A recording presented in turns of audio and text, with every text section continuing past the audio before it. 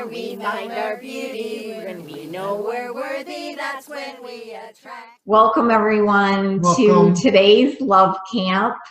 This has been such a fun week. I'm so grateful for everyone. I had no idea what to expect in putting this together, and it's just been such a joy. I kind of want to cry. I seriously feel like emotional about it. It's been great. So you know I'm going to cry tomorrow, which is scary. Whew. Okay. Anyway, so today is the third call of 5 calls, right? No, the fourth call of 5 calls. Mm-hmm. And I am Macy, the founder of Big Happy Love and the Love Advantage.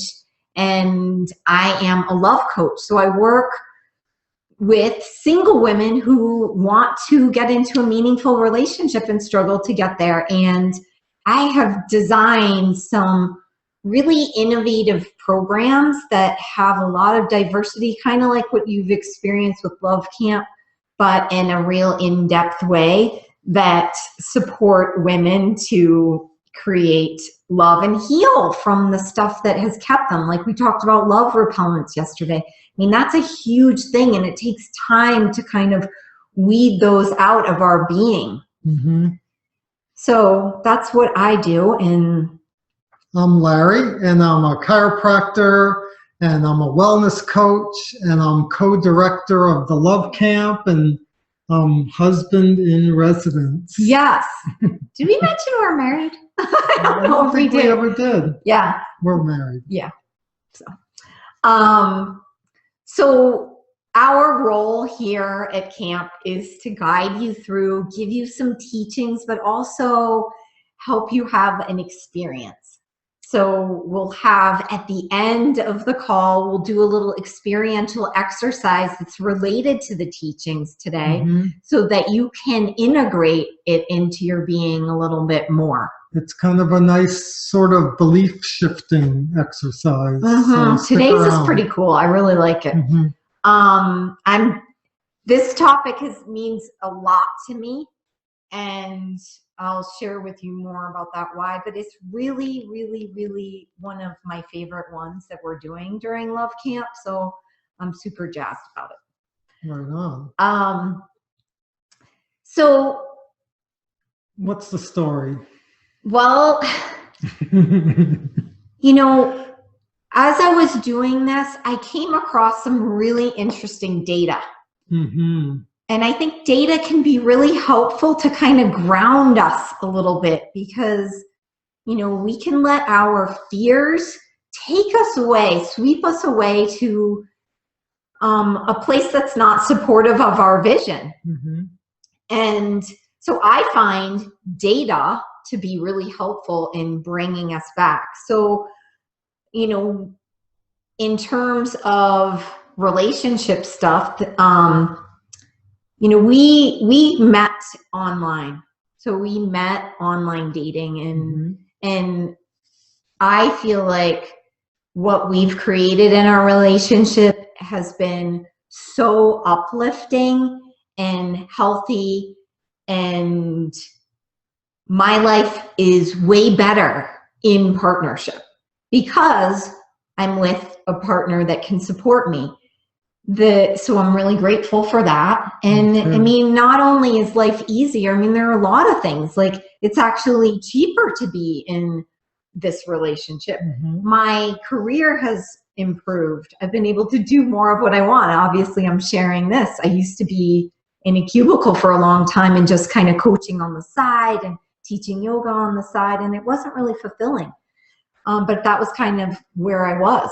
It's definitely healthier, at least for me, being in a relationship. Mm-hmm. And I think it's less stressful, being able to have someone to share stressful situations with and talk things out. Right, because studies say that if you fall into a bad relationship and you're in a bad relationship, or if you struggle and feel super lonely a lot, then it has a huge impact on your health. Huge. You know, I'm a chiropractor, and I've seen both sides of it. I've had patients where one in particular recently, 10 years that he was single, and he came in one day and I started working on him and I'm like, wait a minute, your shoulders are really like looser than they usually are. And he's like, well, I kind of fell in love this week, and you can feel it in his body. Wow. And on the converse, I've had patients that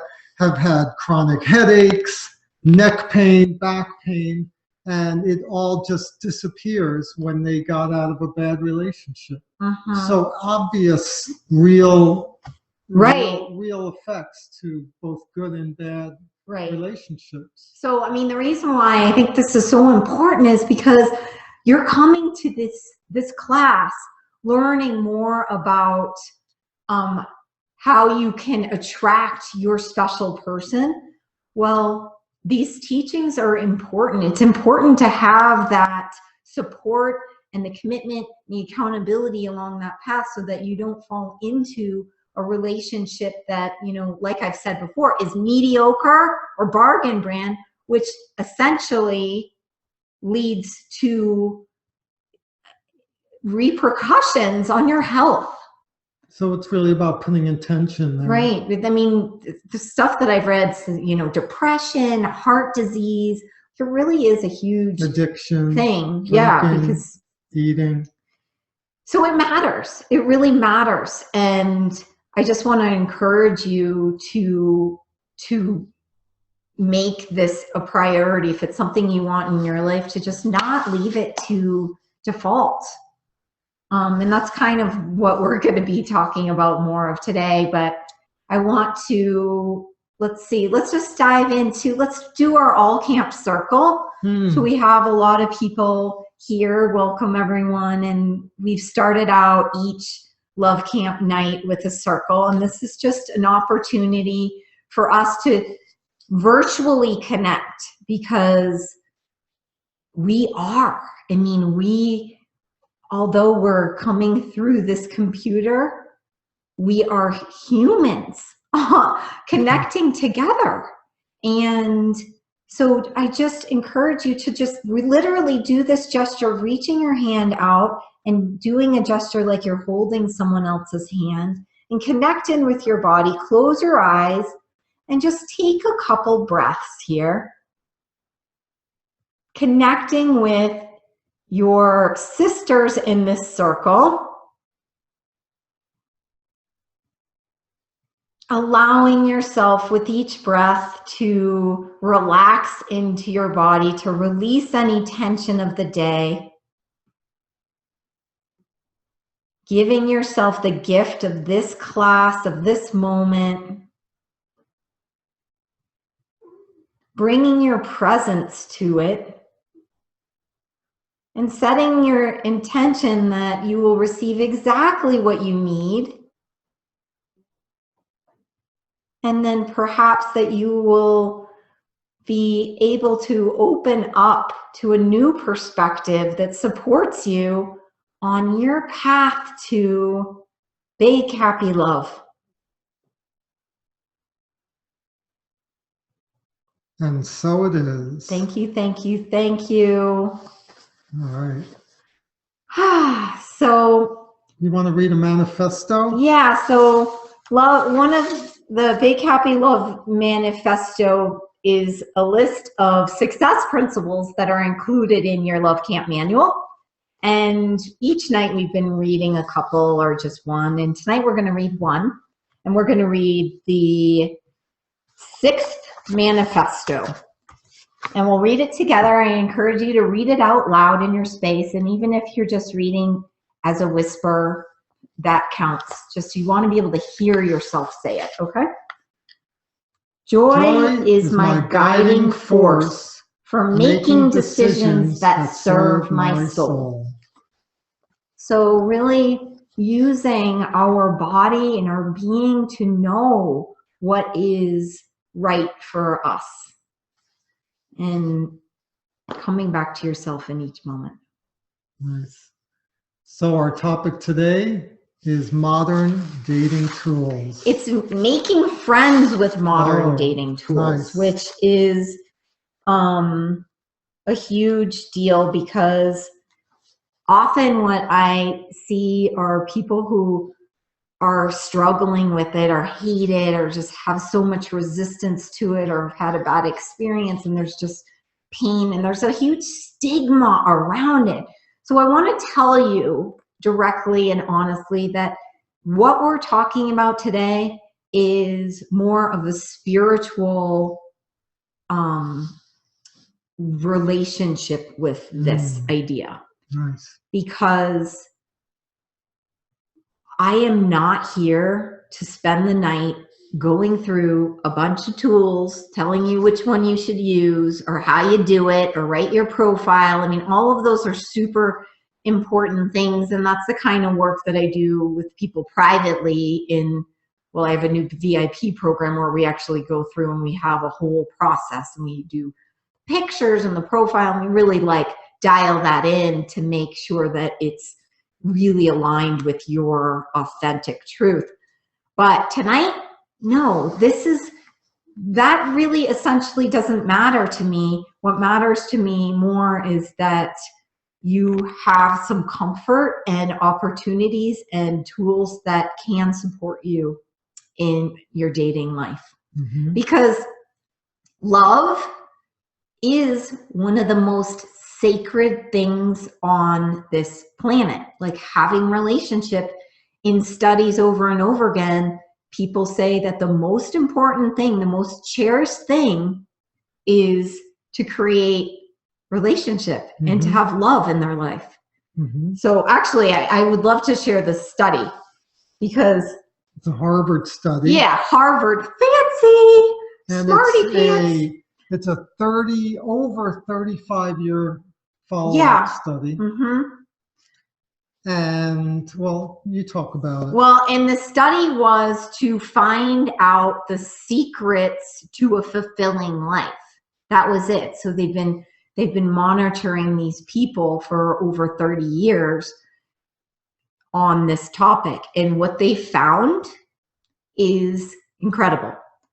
One, the first point was love is all that really matters. Not money, not power, not status. No. It's about love. Right. So love is all that matters. The second one, which is really interesting based on our talk about love repellents yesterday, is the second piece that people said that they needed or made life fulfilling was finding ways of coping with life that does not push love away.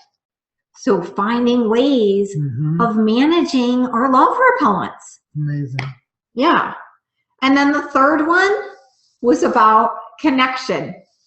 So having that connection, so finding strong relationship was a predictor. Being able to create connection and strong relationships was a predictor of satisfaction in life. So I thought that was really interesting. And one of the people that they highlighted was this guy who, like, when they first did the study, his data showed that he would have the least fulfilled life, like low end. He had attempted suicide, really depressed. Just rock bottom. Yeah.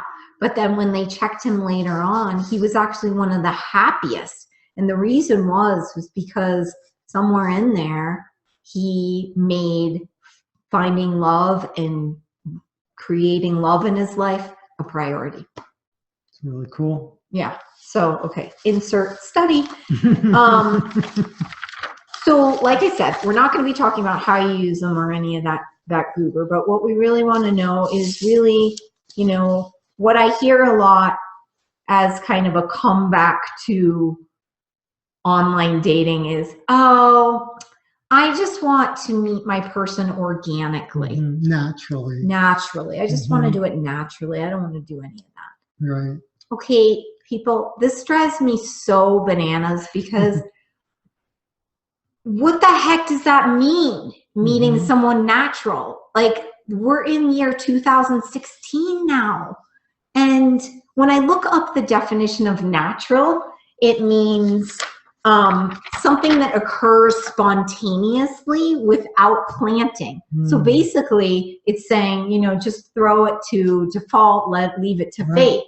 Like, why in the world would you do that in your love life? The most cherished thing that a human can have, and we're just like, let's leave it to nature. I mean, when you think about career, finding a house, your resume, I mean, every aspect of your life is researched, it's planned, it's prioritized, and yeah, love to just say, oh, I just want to randomly meet somebody. And this doesn't negate serendipity or like miracles happening and all of that. It doesn't negate that at all. It's just that, you know, what are you really kind of saying when you're saying, I just want to leave it to nature?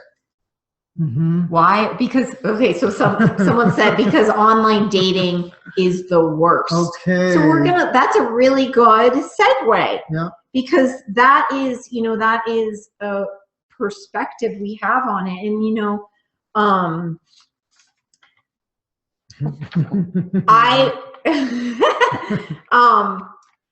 one of the things that I kind of looked at when I was kind of coming to terms with online dating was, you know, my first instinct was, oh, well, that's for desperate people. You know, there's got to be something wrong with you if you are doing that. And really the overall theme of this class is that we are putting meaning on everything that we see in the world. So we are putting that meaning. We are saying that that's what it is. I mean, when ultimately, what is it really? What are modern dating tools really?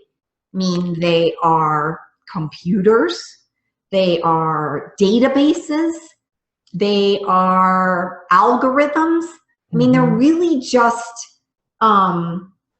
it's just a tool. I mean, so what if we look at it as just a tool that we can utilize? And, you know, if you look at the numbers, just to kind of put this in perspective, there are 54 million singles in the US. 49 million singles have been online dating. And good news for women is that there are more men than women. 52% of the online daters are men, 47% are women. Right. So there's, I mean, it's your neighbors, it's your coworkers, it's your family, it's your friends. They're all out there online. Right. And this is not a commercial to sell online dating. It isn't. What I'm intending to do here is to help you take away the stigma of it and the like anxiety around it so that you can see this for what it is. Because everything that we look at in the world, we are applying meaning to. So, you know, what if this was something that could be a part of your dating strategy? Because guess what? It is really a big part of our life. It's technology. It's how a lot of people meet. In fact, 20% of the married couples in the world have met online, which is actually quite a large number because we're not even taking into account things. Yeah, well, you know, a lot of seniors now are not even looking for marriage. They're looking for just a meaningful... Or people, not just seniors. They're just like, looking so there are for people a who are long-term relationship. Right. And, you know... So there's a lot of misunderstandings around online dating. So let's look at those. I mean, we've talked about some of them that, you know, there's only for desperate people, which is not true. That they're only jerks and scams and losers, and that there's something wrong with you, or you have some like single shame. Sometimes, like I know when I first went online and I was feeling like, wow, like I felt a little sad about it. Like I felt a little embarrassed about it. But then once I got into the process of it, I actually, for me, I found that I was comforted that there were other people who were also professionals, older, and looking for love. So that was comforting to me. The problem with that, so when we feel that, when we're feeling these things, like we're putting these labels onto something, like it's horrible, it's miserable, there are jerks in there, there are jerks in my computer, that then notice how it feels in your body. Because when we're approaching something with such a narrow perspective of negativity, then that's in our vibe. It becomes a love repellent again. That's right. That's what we talked about yesterday, that criticizing and complaining is pushing love away. Right. So what if we could see it for what it is, which is, it's a tool, but our computer in this day and age is our community. It's education, it's sales, it's business, it's humor, it's entertainment, it's so much of our life, and it also can be a way to connect with other people. And you know, certainly there could be just some discomfort in there as well, but that is a part of getting out of your comfort zone. And, you know, across the board, when we are moving into a place of change, especially positive change, there's going to be some discomfort. In fact, a lot of people say if you're uncomfortable, that means that's the way you need to move. And so, so a little bit of discomfort is not necessarily a reason to not engage. Right. It is inviting you to get out of your comfort zone. And in dating in general, like putting yourself out there, taking that risk and being vulnerable, you have to get comfortable with the disappointment sometimes. Yep. And, you know, it's uncomfortable when you're not used to it. If you're older, if you've been married for a while and divorced, or there's going to be some change there. And that's with all dating tools. Or all new things in your life. Right. Right. So the key to this, to me, is one, coming into it with some compassion for yourself, kindness for yourself, love for yourself, recognizing that these online dating tools, all they are is a platform to engage with other people. And if you're coming into it with love, what can you pull out of it? Potentially, if you're focusing on your vision and making that so magnetic and big, then it can propel you through any of these little disappointments or frustrations, or guys who are writing you that you don't like what they wrote. I mean, or people just don't seem like they're taking things very seriously, or right. I mean, I think the biggest challenge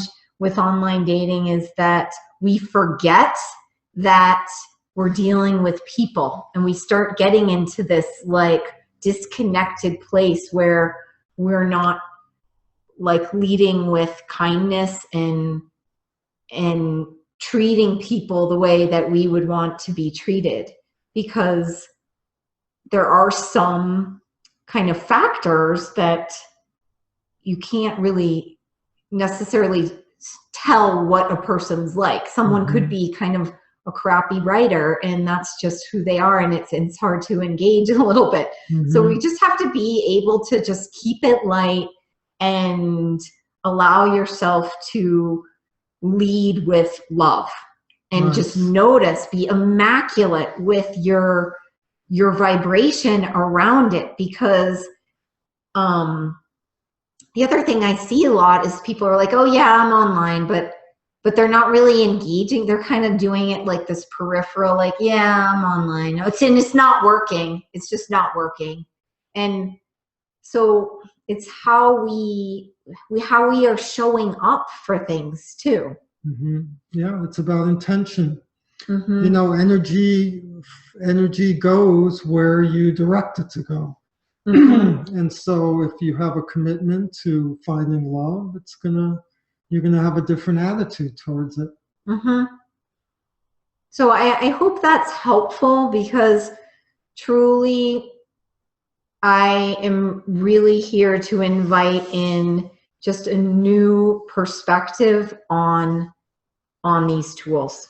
And certainly, you know, what we're talking about is, you know, not resisting what is. And the dating world right now includes a lot of those kinds of tools. I mean, like with anything, with business, you have specific tools that you would use to be kind of in the game, so to speak. And with dating, it's the same idea. And what it helps you to do is it does give you a broader reach. There are a lot of people out there, and it's just a matter of learning to navigate that.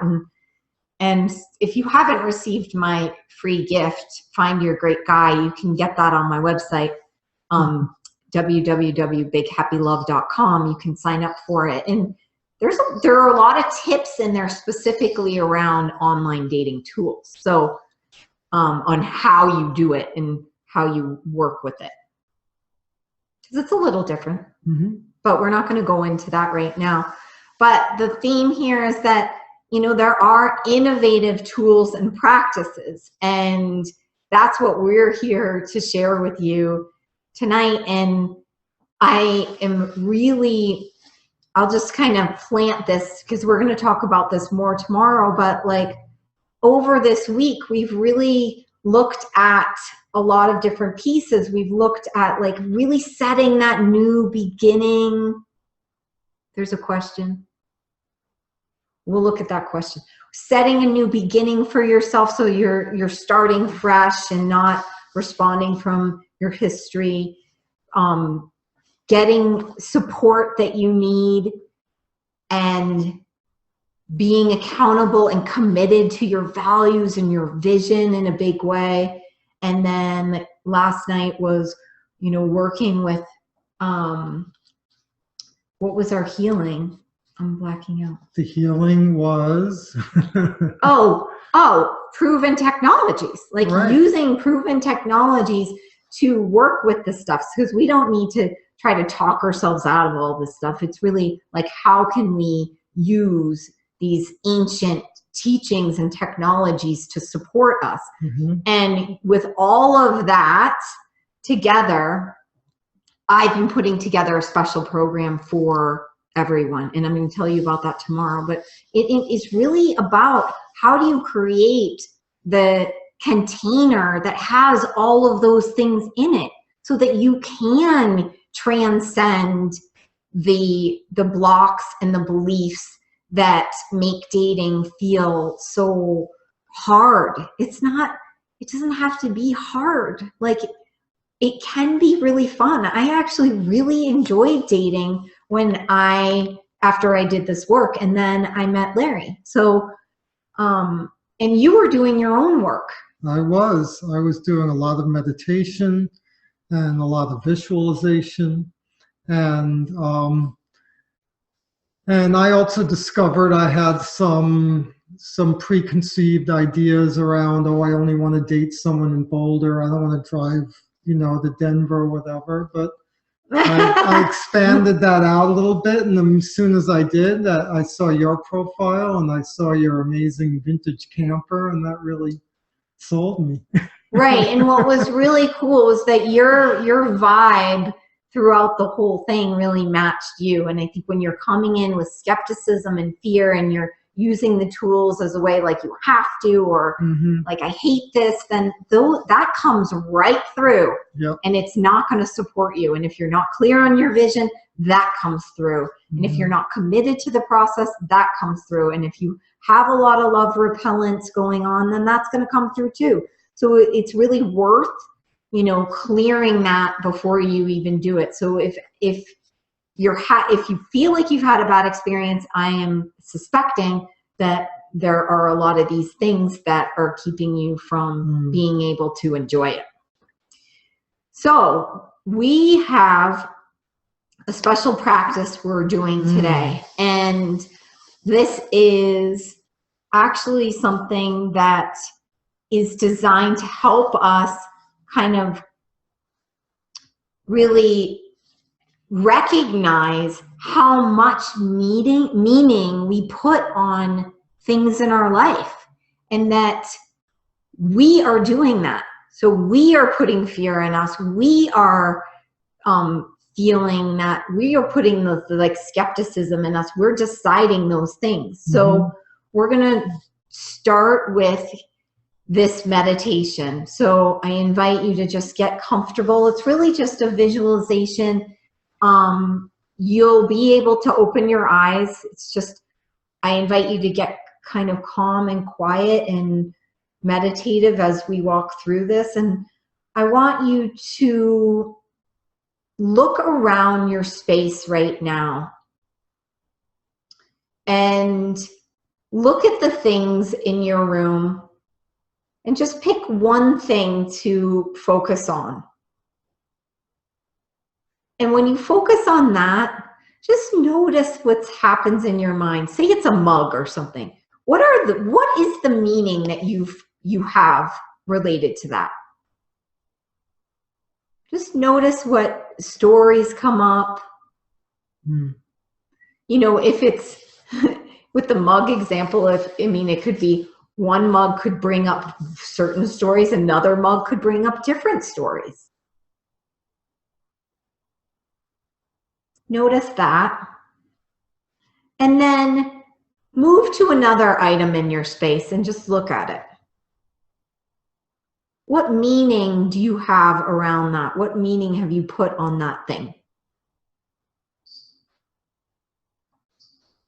And just notice what stories are coming up.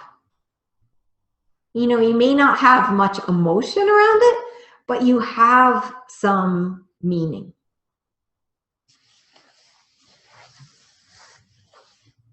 And now I want you to close your eyes and just imagine for a second. Imagine going to a space where there are a whole bunch of people. And maybe you're going there because you're thinking, oh, I'm single. Maybe there'll be a single person there. Or maybe you're not. It doesn't matter. But when you go to a place like that, maybe it's an art show or a concert, and there are a lot of people around you. How are you responding to people? Are you saying, wow, that's a jerk, that's a loser, that's a scam artist? Are you naming them, or are you just showing up? Like, how do you feel when you go to a space where you're just hanging out, you're with your friends, but there are a lot of other people around you?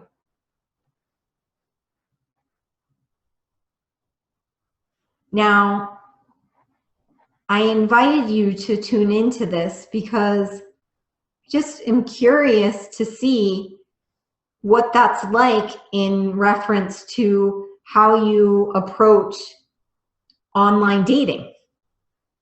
Because when you go to online dating, you go on an online dating site, maybe some of you haven't done that, but if you've gone online and you're going in there, you know, what are you saying in your mind as you're going through these pictures? Are you feeling like they're jerks or losers, or are you just neutral? Because sometimes we treat these differently, and really there's no difference. Mm-hmm. There's a pool of people online, there's a pool of people at a concert, there's a pool of people at an art show, there's a bunch of people on a college campus, and just recognizing that. We have a choice. Yeah. So we're going to try a little exercise, and it's involving neutralizing this for yourself. So coming back to your space, coming back to your breath, and just taking a moment to look around the room. And as you land on items in your space, I want you to mentally say, this thing, whatever it is, that chair means nothing. That lamp means nothing. That ceramic deer sculpture that's in our living room means nothing. So just going around and just taking a couple minutes to do that in your space. And we'll just give you some time to just look around and make everything neutral. Neutralize it.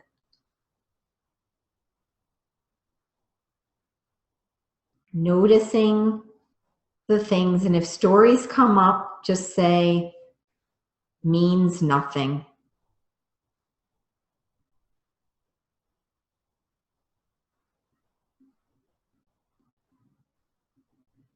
And if you notice emotion coming up, just say, that fear means nothing.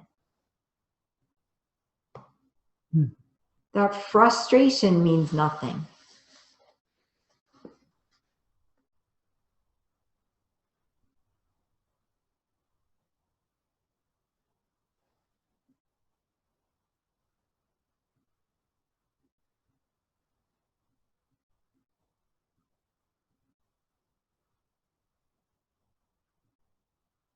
And then coming back, and just feel free to share, you know, your experience, either emailing me, macy@bighappylove.com, or on the chat.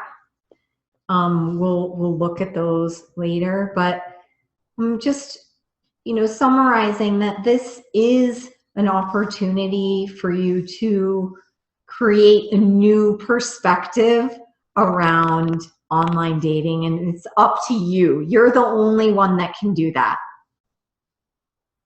Oh, thanks. Jill said what you're saying hits the mark. Awesome. So, you know, really you're the common denominator here in creating your experience. And we create our vision, we create our life, we create each moment. And when things aren't feeling comfortable, usually it means that there's a message. There's something that needs to be heard in your heart, or there's something that's a teaching for you. All right, so great. So previewing tomorrow, and then we'll do a little campfire Q&A because I think we have a question.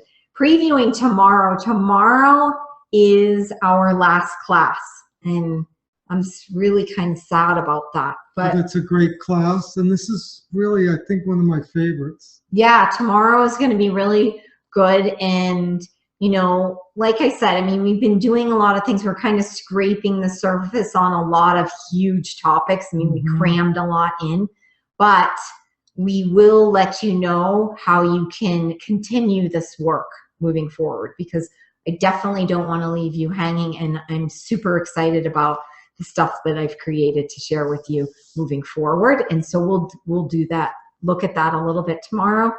And what are we talking about tomorrow? Well, tomorrow we're talking about the key to making dating feel good. And that's the #1 key that you need to know. And certainly it encompasses a lot of these things, but it's a really important, pivotal piece And Larry's going to bring a lot of wisdom to that too tomorrow. And hi. Oh, hi, Smoothie. And so I really look forward to you guys being there. So just get your booty there. Oh, the other thing is for people who are showing up live tomorrow, there is going to be a special benefit for doing that. And we'll announce the winner of the oh, look at Gary's going to announce the winner of the participation contest. Oh, and he's down. Yeah. So should we do a little campfire Q&A? Let's see what we've got going on there. We've got a couple of questions. So we're just checking it out. Here's one Q&A. Oh yeah, that's so great. That's a big one. Hi. Okay, so the question was, and here's the campfire. Campfire Q&A. What online dating site do you recommend? I'm so glad you asked this. Yes. The thing is, there are so many different online dating tools, and I feel that at a certain level, it's very personal these days because there are tools that, I mean, the design of them is different with each one. The way they, you know, have you share your information is different. So the answer really is that it's kind of up to you to go explore those tools for yourself to see which ones feel good. You want to be able to work with something that feels good for you. I mean, certainly in general, if I did a general recommendation, I would say, you know, why not do, I would say 2 tools can be helpful, like doing one that's kind of a general large population like a Match.com or an eHarmony. You know, those are bigger tools. But then if you're a farmer, you might want to do farmer.com. There's specific ones. And if you're a Buddhist, and if you, I mean, it's countless. It's countless. Right. There are so many different ones. And the thing is, it varies in different locations too, as to, you know, the population of people in your area. So that's something to consider too. Most of those tools allow you to check them out for free for a little while. And, you know, I think that's really helpful. Larry and I met on Match.com. I liked it because it just seemed like at the time, and this was like 5, 6 years ago. Yeah, so it was 5 years ago. So and there weren't as many, and Match was, you know, that was what everyone was talking about. It by far had the most. But there were other ones still. I mean, they really were. So I just recommend that you really use that as an opportunity to tune into you, look at what's out there and say, you know what, this feels right to me, and really use your inner navigation to do that, because it's also part of how you get into a relationship. You have to be able to tune into people and say, you know what, I enjoy this person, like rather than getting in our heads and getting lost. So don't let yourself get too in your head with it. Go try something and see how it feels and look at their design. I mean, I think there was another question on the chat too. Yes. So someone said, you know, one of the tools that locally in Colorado is pretty awesome is called Meet Mindful, but in other areas like in Seattle, no one's on it yet. But I'm sure it'll grow eventually. So great. All right, let's see what other questions are out there. Hi, lovely lady. Okay, how can you figure out when a guy just wants a booty call, yet just doesn't seem to give any indication before setting up the date? So, oops. Ooh, and I'm going to post the polls at the same time. We're going to answer that. Launch polling.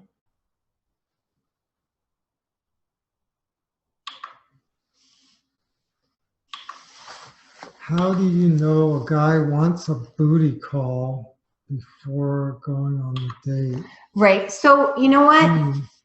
You may not know. I mean, you really may not know. I mean, I think you've got to tune into the kind of conversations you're having. If you enjoy that person, then you find out that that's what it seems to be, then next. I mean, this is the thing. We don't, efficiency is key.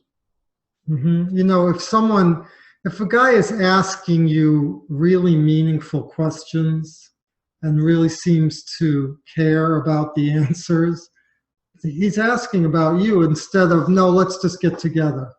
Instead of having some nice conversations, maybe that'll be a cue. Yeah, I mean, I just wouldn't, we can't mind read all these things. We just have to like be in the moment and really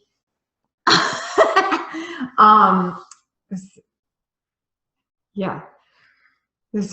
Someone said, you would know. Well, you know, sometimes I guess if you find that you're surprised, then don't beat yourself up and move on. You know, exactly. I mean, I do think it helps to have some dialogue, not forever, you know, not like, you know, back and forth 20 times or anything. Like, have some dialogue, ask questions that really matter to you, and do your best with that, and maybe have a phone conversation, and then meet. And when I recommend to all my clients to just meet for a coffee, make it a time-boxed first experience so that you can check in. Because the thing about online dating is you don't have the ability to have that necessary chemistry. You get to kind of meet people, and you can somewhat qualify them by what they wrote, and you see their picture, but you don't know. So, you know, that's the difference between that and something like a speed dating or going to a social event where you meet people and you kind of notice, oh, there's something there. But then with that case, then you have more to learn about them after, you know, feeling that chemistry. So they're just different ways of coming into meeting people. Yeah. Yeah. So I hope that was helpful, because I know we kind of went all over the place with that one, but feel free to write us and we'll support you as much as we can. But our time has come to an end, so let's sing our song. We'll do our all camp circle closing. Oh, yeah. So coming in, holding hands. Hey, should we do the heart-to-heart thing again? So bringing one hand, so you're just imagining, so putting your hand, if you're at home and there's not a person next to you, you just put your hand up and you feel the sensation of having your hand on someone's heart, and you put your hand on your heart. And we'll close with the Love Camp theme song. Let's do it. Love Camp, where we find our beauty. When we know we're worthy, that's when we attract. True love is always within us. I know when I trust it, it's my destiny. My destiny. No one said we're professional singers. Good night. Okay, good night. We Thank love you all. and please come tomorrow. We really want you all there because it's going to be a really juicy one. I'll give you a secret. We're going to address rejection, okay? So see you there. Bye. Talk to you soon. Love ya. Good night.